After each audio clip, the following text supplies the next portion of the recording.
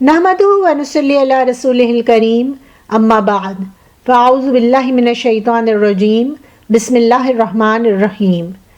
رب اشرح لی صدری ویسر لی امری واحلل عقدۃ من لسانی یفقہوا قولی۔ ربنا تقبل منا انک انت السمیع العلیم۔ الحمدللہ، اللہ کا بہت شکر ہے کہ اللہ نے ہمیں اپنے دین کو سمجھنے کی اس کوشش کا موقع دیا۔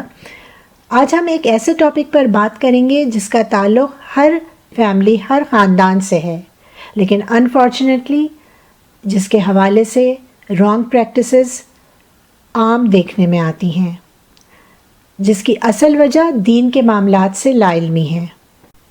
تو آج بات کریں گے انشاءاللہ وراثت کے معاملات میں کی جانے والی عام غلطیوں کی، common mistakes in matters of inheritance. اللہ تعالیٰ فرماتا ہے سورہ نساء آیت نمبر 11 میں، فریضۃ من اللہ ان اللہ کان علیما حکیما، یہ اللہ کی طرف سے فریضہ ہے، بے شک اللہ خوب جاننے والا، بڑی حکمت والا ہے۔ یہاں کس چیز کے بارے میں بات ہو رہی ہے؟ یہاں وراثت کی تقسیم کے بارے میں بات ہو رہی ہے کہ یہ فریضہ ہے، اللہ کی طرف سے مقرر ہے۔ آگے اللہ فرماتا ہے سورہ نساء آیت نمبر 12 میں، وصیۃ من اللہ، یہ اللہ کی طرف سے تاکیدی حکم ہے۔ اور اس سے آگے سورہ نساء آیت نمبر 13 میں اللہ فرماتا ہے، تلک حدود اللہ، یہ اللہ کی حدیں ہیں۔ آپ دیکھ رہے ہیں کس قدر امفیسس ہے وراثت کے حوالے سے۔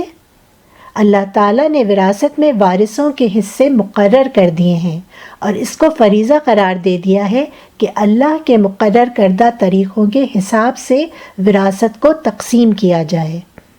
اس لیے ایک مسلمان پر لازم ہے، اسپیشلی اگر وہ کسی غیر مسلم ملک میں رہ رہا ہے، کہ وہ اپنی وصیت ول لکھ کر رکھے کہ اس کی وراثت اسلامی شریعت کے حساب سے تقسیم ہو۔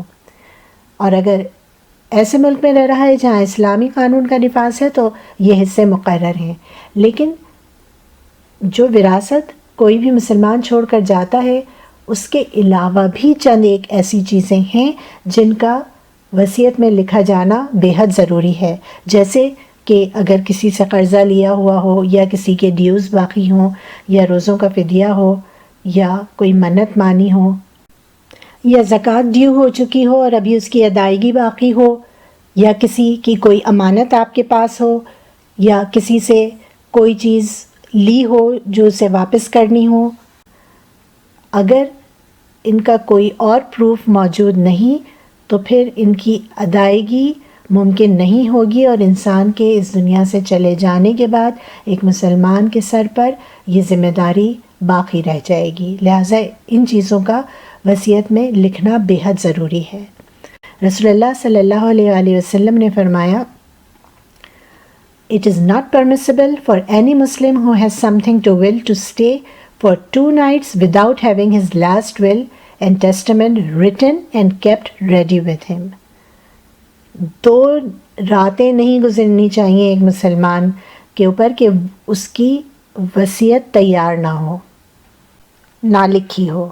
صحیح بخاری اور صحیح مسلم کی احادیث سے ثابت ہوتا ہے کہ اولاد کو اپنے مرحوم والدین کی مانی ہوئی حلال منتوں کو، جو اگر وہ اپنی زندگی میں پوری نہ کر پائے ہوں تو پورا کرنا چاہیے، کیونکہ یہ اللہ سے کیا ہوا ایک وعدہ ہوتا ہے، ایک قرض کی مانند ہوتا ہے جو اللہ کی طرف نکلتا ہے۔ لہٰذا اس منت کا پورا کیا جانا ضروری ہے، مرحومین کو اس کے بوجھ سے نجات دلانے کے لیے۔ کسی بھی کام کے لیے کوئی نظر یا منت ماننا کسی ایسی چیز کی کہ جس میں اللہ کی نافرمانی نہ ہوتی ہو، جائز تو ہے، لیکن اسے انکریج نہیں کیا گیا ہے، اور اگر اسے پورا نہ کیا جائے تو پھر وبال کا ڈر ہے۔ صحیح بخاری کی حدیث ہے، نبی اکرم صلی اللہ علیہ وآلہ وسلم نے فرمایا، نظر کسی شے کو نہ آگے کرتی ہے نہ پیچھے کرتی ہے، اس سے تو بس بخیل سے کچھ نکلوا لیا جاتا ہے۔ یعنی جو لوگ نظر مانتے ہیں کسی چیز کے لیے، اس کی بات ہو رہی ہے۔ اسی طرح قرض کا معاملہ بھی بہت سیریس نوعیت کا ہے۔ ترمذی کی حسن حدیث ہے کہ رسول اللہ صلی اللہ علیہ وآلہ وسلم نے فرمایا، the soul of the believer is suspended because of his debt until it is paid off. اگر کوئی شخص قرض ادا کیے بغیر اس دنیا سے رخصت ہو جاتا ہے تو اس کا معاملہ معلق رہتا ہے، ڈیٹین رہتا ہے، جب تک کہ اس کے قرض کی ادائیگی کوئی دنیا میں نہ کر دے۔ قرض لینا جائز تو ہے، لیکن حتی الامکان اس سے بچنے کی کوشش کرنی چاہیے، کیونکہ اگر قرض ادا نہ کیا گیا اور اس دنیا سے چلے گئے تو یہ بہت بڑا معاملہ ہوتا ہے۔ تو آتے ہیں اپنے اصل موضوع کی طرف کہ وراثت کے حوالے سے وہ کیا کامن مسٹیکس ہیں جو بہت زیادہ پریویلنٹ ہیں۔ ہم ان کامن مسٹیکس کو 4 سب ٹاپکس میں ڈیوائڈ کریں گے۔ پہلا، واٹ ٹو ڈیوائڈ، یعنی وراثت میں کیا چیزیں شامل ہیں۔ دوسرا، ہاؤ ٹو ڈیوائڈ، انہیں کس طرح سے تقسیم کرنا ہے۔ تیسرا، وین ٹو ڈیوائڈ، وراثت کس وقت تقسیم کی جاتی ہے۔ اور چوتھا، فار ہوم ٹو ڈیوائڈ، وراثت کن لوگوں میں تقسیم کی جاتی ہے۔ تو بات کرتے ہیں واٹ ٹو ڈیوائڈ، وراثت میں کیا چیزیں شامل ہیں۔ وراثت میں ہر وہ چیز شامل ہے جو مرنے والے کی ملکیت تھی، مرد ہو یا عورت، جو کچھ بھی اس نے اپنے پیچھے چھوڑا ہے وہ تمام چیزیں اللہ کے بتائے ہوئے شیئرز کے مطابق ورثہ میں تقسیم ہوں گی۔ اکثر خیال کیا جاتا ہے کہ گھر ہے، جو کچھ بھی مال و دولت، کیش وغیرہ اس نے چھوڑا وہ سب تقسیم ہوگا اور چھوٹی چیزوں کو نظر انداز کر دیا جاتا ہے۔ اللہ تعالیٰ فرماتا ہے سورہ نساء آیت نمبر 7 میں، مردوں کے لیے اس میں سے حصہ ہے جو ماں باپ اور قریبی رشتہ داروں نے چھوڑا ہو، اور عورتوں کے لیے ماں باپ اور قریبی رشتہ داروں کے ترکے میں سے حصہ ہے، وہ تھوڑا ہو یا زیادہ، مقرر کردہ حصہ ہے۔ تو آپ دیکھیے یہاں پر اللہ تعالیٰ بیان فرما رہا ہے کہ جو کچھ بھی ترکہ مرنے والے نے چھوڑا ہے وہ تھوڑا ہو یا زیادہ مقرر کردہ طریقے کے حساب سے تقسیم ہوگا۔ اب وہ معمولی نوعیت کی چیز ہو یا زیادہ اہمیت کی حامل چیز ہو، اللہ کے بتائے ہوئے قانون کے حساب سے اسے ورثہ میں تقسیم کیا جائے گا۔ اس میں سب چیزیں آ جائیں گی، زیور، گھر، گاڑی، کیش، کتابیں، برتن وغیرہ وغیرہ۔ اب بات کرتے ہیں ہاؤ ٹو ڈیوائڈ۔ تو سب سے امپورٹنٹ چیز جو وراثت کی تقسیم سے پہلے بہت ضروری ہے وہ یہ کہ کسی نالجبل شخص سے جسے قرآن اور سنت کی روشنی میں وراثت کے معاملات کا صحیح علم ہو کنسلٹ کیا جائے تاکہ وہ صحیح رہنمائی فراہم کر سکے۔ سورہ نساء آیت نمبر 11، 12 اور 176 میں ورثہ کے حصوں کا بیان ملتا ہے۔ اللہ تعالیٰ نے یہ حصے مقرر کر دیے ہیں اور لازم کر دیا ہے ان پر عمل کرنا۔ اسکالرز نے قرآن اور سنت کی روشنی میں اس وراثت کے پیچیدہ مسئلے کو عوام الناس کی آسانی کے لیے سمپلیفائڈ فارم میں تشکیل دے دیا ہے، لہٰذا بہت ضروری ہے کہ وراثت کی تقسیم سے پہلے کسی بھی نالجبل شخص سے جسے دین کے حوالے سے وراثت کی تقسیم کا علم ہو ضرور کنسلٹ کیا جائے۔ اگر ایسا نہ کیا گیا تو بہت غلطیوں کا امکان ہے، جیسا کہ عام دیکھنے میں آتا ہے کہ ورثہ میں سے جس پر قبضہ ہو وہ اس کا مالک بن جاتا ہے، جس میں ورثہ کی باہمی رضامندی شامل نہیں ہوتی، اور عام طور پہ لڑکیوں کے معاملے میں بہت زیادتی دیکھنے میں آتی ہے کہ یا تو انہیں ان کا حصہ بہت کم دیا جاتا ہے یا دیا ہی نہیں جاتا، جبکہ اللہ تعالیٰ بہت وضاحت کے ساتھ سورہ نساء آیت نمبر 11 میں بیان فرماتا ہے، اللہ تمہیں اولاد کے بارے میں حکم دیتا ہے کہ لڑکے کے لیے 2 لڑکیوں کے برابر حصہ ہے، پھر اگر صرف لڑکیاں ہی ہوں 2 یا 2 سے زائد تو ان کے لیے اس ترکے کا 2/3 یعنی 2/3 ہے، اور اگر وہ اکیلی ہو تو اس کے لیے آدھا ہے۔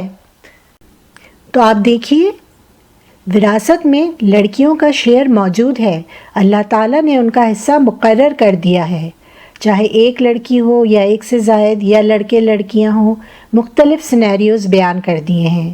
ہاں، لڑکوں کا حصہ لڑکیوں سے زیادہ ہے، ان کی ذمہ داریاں بھی زیادہ ہیں، اس کے بعد ماں باپ کے حصوں کا بیان ہے کہ مرنے والے کے ماں باپ کے لیے ان دونوں میں سے ہر ایک کے لیے ترکے کا چھٹا حصہ ہے، یعنی 1/6، بشرطے کہ مورث کی کوئی اولاد ہو۔ پھر اگر اس کی کوئی اولاد نہ ہو اور اس کے وارث صرف اس کے ماں باپ ہوں تو اس کی ماں کے لیے تہائی ہے، 1/3۔ پھر اگر اس کے بھائی بہن ہوں تو اس کی ماں کے لیے چھٹا حصہ ہے، 1/6۔ اس سے اگلی آیت میں شوہر اور بیوی کے حصوں کا بیان ہے اور مزید کچھ اور۔ اللہ فرماتا ہے اور تمہارے لیے اس کا آدھا حصہ ہے جو تمہاری بیویاں چھوڑ جائیں، بشرطے کہ ان کی کوئی اولاد نہ ہو۔ پھر اگر ان کی کوئی اولاد ہو تو تمہارے لیے ان کے ترکے سے چوتھائی یعنی 1/4 ہے۔ اور پھر بیویوں کے حصے کا بیان ہے کہ تمہاری بیویوں کا تمہارے چھوڑے ہوئے مال میں سے چوتھا حصہ ہے، بشرطے کہ تمہاری کوئی اولاد نہ ہو۔ پھر اگر تمہاری کوئی اولاد ہو تو ان کے لیے تمہارے ترکے میں سے 8واں حصہ ہے۔ اور پھر اس کے آگے مزید کچھ اور شیئرز اور رشتوں کا بیان ہے۔ یہ اللہ کے مقرر کردہ حصے ہیں جس پر عمل نہ کرنا بڑے گناہ کا ارتکاب کرنا ہے، جس کے حوالے سے بہت سخت عذاب کی وعید آئی ہے جو ہم آگے چل کے کریں گے۔ ایک اور معاملہ کبھی کبھار دیکھنے سننے میں آتا ہے کہ لوگ اپنی اولاد کو عاق کر دیتے ہیں۔ کیا آپ اپنی اولاد کو ڈس انہیرٹ کر سکتے ہیں؟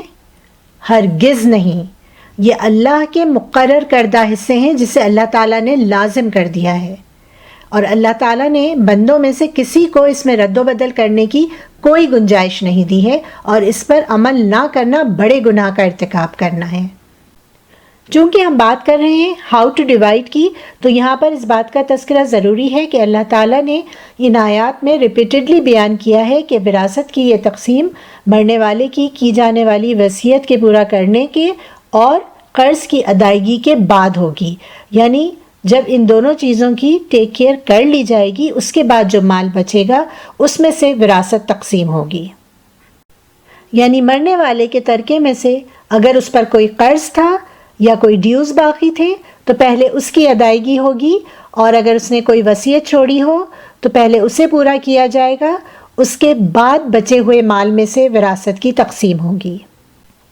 یہاں بات ہو رہی ہے مرنے والے کی جانے والی وصیت کے حوالے سے، تو ورثہ کے حصے تو مقرر ہیں، تو پھر وصیت کیسی؟ کیا کوئی شخص اپنی مرضی سے وصیت کر سکتا ہے؟ تو اس کا جواب یہ ہے کہ ہاں کر سکتا ہے، ورثہ کے علاوہ کسی اور کے حق میں یا کسی اور کاز کے لیے۔ دو کنڈیشنز ہیں، ایک تو یہ کہ اس کی یہ وصیت اس کے مال کے 1/3 حصے سے زیادہ کی نہیں ہونی چاہیے، 1/3 یا اس سے کم ورث کی وصیت پر اس کا اختیار ہے، اور دوسرا یہ کہ وہ جس کے حق میں وصیت کرے وہ اس کے ورثہ میں سے نہیں ہونا چاہیے۔ اب چاہے وہ اپنے مال کے اس 1/3 یا اس سے کم حصے کو ورثہ کے علاوہ کسی کے بھی نام کر دے یا ملٹیپل لوگوں کے نام کر دے یا صدقہ خیرات کر دے یا کسی بھی چیز میں لگا دے۔ حسن حدیث ہے، رسول اللہ صلی اللہ علیہ وآلہ وسلم نے فرمایا، Allah was being generous to you and He allowed you to give 1/3 of your wealth when you die to increase your good deeds۔ آپ کو نیکی کمانے کا موقع دے رہا ہے اللہ، اگر آپ چاہیں تو اس 1/3 یا اس سے کم حصے کو کسی بھی خیر کے کام میں لگا دیں۔ ایک اور بات جسے ملحوظ خاطر رکھنا بے حد ضروری ہے وہ یہ کہ ہمارے جانے کے بعد ورثہ بدحال نہ ہوں، وہ اسٹرانگ فائنینشیل سچویشن میں رہیں، کسی کے محتاج نہ ہوں، ہمیں اس کی ترغیب ملتی ہے۔ ایک بیلنس رکھنے کی ضرورت ہے، ہر کوئی اپنے سینیریو کو دیکھے، اپنی ورث کے حساب سے، اپنے چھوڑے جانے والے مال کے حساب سے تعین کرے کہ کس قدر مال اسے اپنی وصیت میں چیریٹی کرنا چاہیے یا کسی اور کو دینا چاہیے یا کسی اور کاز میں لگانا چاہیے۔ صحیح بخاری کی حدیث ہے جس سے ہمیں پتہ چلتا ہے کہ سعد بن ابی وقاص رضی اللہ عنہ نے رسول اللہ صلی اللہ علیہ وآلہ وسلم سے دریافت فرمایا کہ ان کے پاس کچھ مال ہے اور ان کی صرف ایک بیٹی ہے، تو کیا وہ اپنا مال دوسروں کو دے سکتے ہیں؟ رسول اللہ صلی اللہ علیہ وآلہ وسلم نے منع فرمایا۔ سعد بن ابی وقاص رضی اللہ عنہ نے دریافت کیا کہ کیا میں آدھا مال دے سکتا ہوں دوسروں کو؟ رسول اللہ صلی اللہ علیہ وسلم نے اس پر بھی منع فرمایا۔ پھر سعد بن ابی وقاص نے دریافت کیا کہ کیا میں 1/3 ایک تہائی حصہ دے سکتا ہوں، جس پر رسول اللہ صلی اللہ علیہ وسلم نے اجازت دی اور فرمایا کہ یہ بھی بہت زیادہ ہے، اور فرمایا کہ یہ بہتر ہے کہ تم ورثہ کو بہتر فائنینشیل سچویشن میں چھوڑو، نہ کہ غربت کی حالت میں کہ انہیں دوسروں سے مانگنا پڑے۔ اچھا، یہ جو اپنے مال کی 1/3 یا اس سے کم کے حصے کی وصیت کرنے کی اجازت ہے، یہ ورثہ کے حق میں نہیں کی جا سکتی، کیونکہ حدیث میں ہے کہ there is no will for the heirs، ورثہ کے لیے کوئی وصیت نہیں، کیونکہ ورثہ کے حصے تو اللہ تعالیٰ نے مقرر کر دیے ہیں، اس میں بندوں کو حق نہیں دیا گیا کہ وہ ورثہ کے شیئر کا تعین کرے۔ حدیث میں ہے Allah has given each his fixed due right, therefore there is no will for a rightful inheritor۔ ایک اور امپورٹنٹ پوائنٹ یہ کہ ورثہ کے لیے تو جیسا کہ ہم نے دیکھا وصیت نہیں کی جا سکتی، ورثہ کے علاوہ کسی کے حق میں یا کسی اور کاز کے لیے مال کے 1/3 یا اس سے کم کے حصے کی وصیت کی جا سکتی ہے، لیکن ضروری ہے کہ وہ نیک نیتی پر مبنی ہو، نہ کہ اس کا مقصد کسی کو نقصان پہنچانا ہو یا اس سے کسی کا حرج ہوتا ہو۔ سورہ نساء آیت نمبر 12 میں یہ بات آئی ہے، جس کا مفہوم کچھ یوں ہے کہ یہ تقسیم اس وصیت کے بعد ہوگی جو نقصان پہنچائے بغیر کی گئی ہو یا قرض کی ادائیگی کے بعد۔ ایک اور کامن مسٹیک جو عام طور پر دیکھنے میں آتی ہے وہ یہ کہ لوگ اپنی پرسنل بلانگنگز، ذاتی استعمال کی چیزوں کے حوالے سے اپنوں کو، اپنی اولاد کو یہ وصیت کرتے نظر آتے ہیں کہ میرے بعد فلاں چیز فلاں کو دے دینا یا فلاں چیز تم لے لینا۔ ایسا وہ لا علمی کی بنا پر کرتے ہیں، اللہ تعالیٰ انہیں معاف فرمائے اور ہمیں بھی ایسا کرنے سے اپنی پناہ میں رکھے۔ ہر چیز جو مرنے والا چھوڑ جاتا ہے وہ اس کا ترکہ ہوتا ہے، اور اس کی تقسیم اللہ کے بتائے ہوئے قانون کے مطابق ہی ہونی ہے۔ لہٰذا مال کم ہو یا زیادہ، معمولی نوعیت کا ہو یا غیر معمولی، اس کی تقسیم اللہ کے قانون کے مطابق ہی ہوگی۔ تو چاہے اب وہ کپڑے ہوں، برتن ہوں، کتابیں ہوں، گاڑی ہو، پیسہ ہو یا گھر ہو، جو بھی ترکہ مرنے والے نے چھوڑا ہے وہ اللہ کے بتائے ہوئے طریقے کے مطابق ہی تقسیم ہوگا۔ اور اگر ورثہ اپنی باہمی رضامندی سے ایک دوسرے کو کچھ دینا چاہیں یا کسی کے حق میں چھوڑنا چاہیں تو وہ ایسا کر سکتے ہیں۔ آئیے بات کرتے ہیں وین ٹو ڈیوائڈ کی۔ اکثر لوگ اپنے والدین سے یہ تقاضا کرتے نظر آتے ہیں کہ ہمیں وراثت میں جو ہمارا حصہ ہے وہ دے دیا جائے۔ کیا ایسا کرنا درست ہے؟ دیکھیے، کسی بھی انسان کی پراپرٹی وراثت میں تبدیل ہوتی ہی اس وقت ہے جب اس انسان کی وفات ہو جائے، اس کی حیات میں وہ وراثت نہیں کہلاتی۔ لہٰذا کوئی بھی شخص کسی کی حیات میں اس سے اپنی وراثت کا حصہ نہیں مانگ سکتا۔ جیسا کہ ہم دیکھ چکے ہیں سورہ نساء آیت نمبر 7 میں کہ وراثت انسان کے ترکے میں سے تقسیم ہوتی ہے، یعنی اس کی وفات کے بعد جو مال وہ پیچھے چھوڑ گیا ہے اس میں سے تقسیم کی جائے گی۔ ہاں، کوئی بھی شخص اپنی زندگی میں کسی کو تحفتاً ایز اے گفٹ کوئی بھی چیز دینے پر بااختیار ہے، لیکن اپنی اولاد کے معاملے میں اس میں فیئرنس کو ملحوظ خاطر رکھنا بہت ضروری ہے۔ مسلم کی روایت ہے جس سے پتہ چلتا ہے نعمان بن بشیر کے والد رسول اللہ صلی اللہ علیہ وآلہ وسلم کے پاس انہیں لے گئے اور آپ صلی اللہ علیہ وآلہ وسلم سے درخواست کی کہ وہ اس پر گواہ ہوں کہ انہوں نے اپنی ملکیت میں سے فلاں چیز اپنے بیٹے نعمان کو دی ہے۔ رسول اللہ صلی اللہ علیہ وآلہ وسلم نے ان سے دریافت کیا کہ کیا انہوں نے اپنی تمام اولاد کو اسی طرح دیا ہے، جس پر نعمان بن بشیر کے والد نے جواب دیا نہیں۔ تو آپ صلی اللہ علیہ وسلم نے فرمایا تو پھر کسی اور کو اس پر گواہ کرو، اور یہ بھی فرمایا کہ کیا تم یہ پسند نہیں کرو گے کہ تمہاری تمام اولاد تمہیں برابر کی عزت دے؟ نعمان بن بشیر کے والد نے فرمایا بالکل۔ رسول اللہ صلی اللہ علیہ وسلم نے فرمایا تو پھر ایسا نہ کرو۔ دوسری احادیث میں آتا ہے کہ نعمان بن بشیر کے والد نے اپنے بیٹے نعمان کو غلام دیا تھا، اور رسول اللہ صلی اللہ علیہ وسلم نے یہ جاننے کے بعد کہ انہوں نے اپنی باقی اولادوں کے ساتھ برابری کا معاملہ نہیں کیا ہے، فرمایا اسے واپس لو، یعنی جو دیا ہے اسے واپس لو۔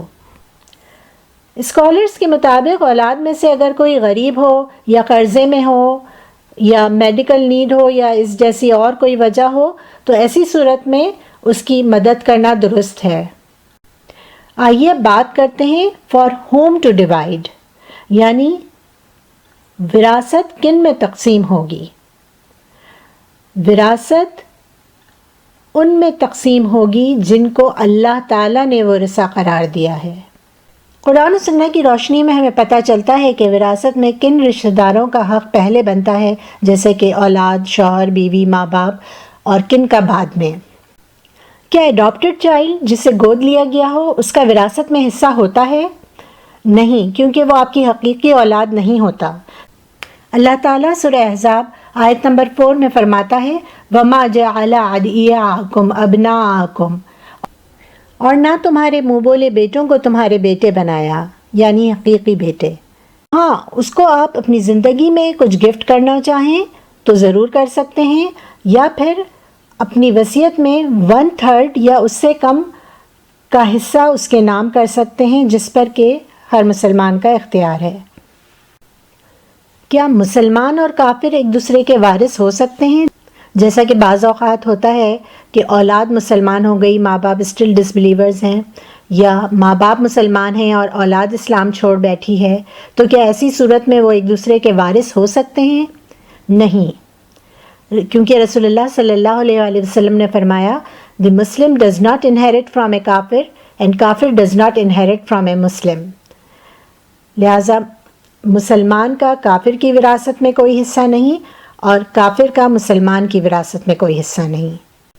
وراثت کے معاملات بہت سیریس نیچر کے ہیں، جن میں اللہ کی مقرر کردہ ریگولیشنز پر عمل کرنا ہر مسلمان کے لیے لازم ہے، اور نہ کرنے کی صورت میں بہت سنگین نتائج سے ڈرایا گیا ہے، اور عمل کرنے کی صورت میں بہت بڑی خوشخبری سنائی گئی ہے۔